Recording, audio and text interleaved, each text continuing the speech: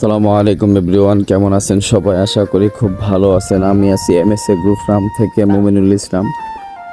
তো আজকে টাইটেলটা দেখে বুঝে গেছেন যে আমার এই ফার্ম থেকে প্রতি মাসে ইনকাম 50 থেকে 70 হাজার টাকা। তো এটা কিভাবে, এই বিষয়টা আমি আপনাদেরকে একটু ক্লিয়ার করে দিব। তো আমার যে এই মুরগিগুলো আছে, হাঁসগুলো আছে, প্লাস হচ্ছে যে আমার ওই বাচ্চা ফুটানোর যে মেশিন আছে, আমি টোটাল বিষয়টা একটু শেয়ার করি। সেটা হচ্ছে যে আমার যে মুরগিগুলো আছে এগুলার মানে বেশি একটা খাইতে দিতে হয় না। এগুলা থেকে প্রতিদিনই আমি 30-40টা করে ডিম পাই।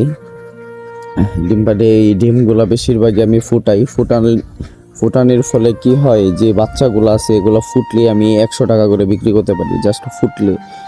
তারপরে হচ্ছে যে আপনার আরেকটা বিষয়, যদি এটা 15 কিংবা 20 দিন, 1 মাসের বাচ্চা হয়ে যায়, তারপরে এটার দাম হয়ে যায় 200 টাকা। আপনারা তাহলে ক্যালকুলেশন করবেন। তারপর হচ্ছে যে যে হাঁসগুলা দেখতেছেন, এই হাঁসগুলার বাচ্চা মানে এগুলা ফুটলে জিরো বাচ্চার দামই হচ্ছে আপনার 40 থেকে 50 টাকা। ওটা যদি 15 দিন বোর্ডিং কমপ্লিট হয়, ওটার দাম হচ্ছে আপনার মিনিমাম 70 থেকে 80 টাকা আপনার এখানে দাম থাকে।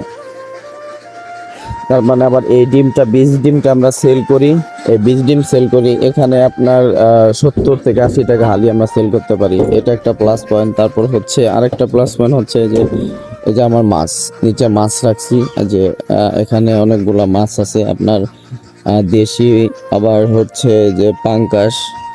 তো এগুলাকে আমার খাবার দিতে হয় না, ওই হাঁসের যে মলটা আছে ওটা দিয়ে কিন্তু এখানে আমি মানে আমরা খাবার দিয়ে দিই। যে দেখেন অনেক মাছ আজকে বেশি উঠছে।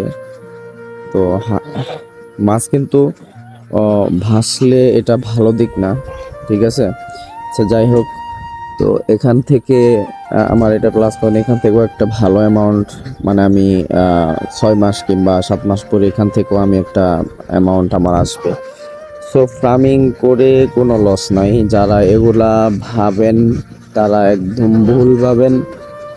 আমি একটা মাছ নিয়ে আসছিলাম, আপনাদেরকে একটু দেখাই। ওই যে আমার খুবই পছন্দের একটা মাছ, এই যে দেখেন কেমন কালার, এই যে মাশাল্লাহ, মাছটা খুবই বড় হয়ে গেছে। মাছটা আমি নিয়ে আসছিলাম এতটুকু একটা মাছ নিয়ে আসছি, আলহামদুলিল্লাহ এখন কত বড় হয়ে গেছে।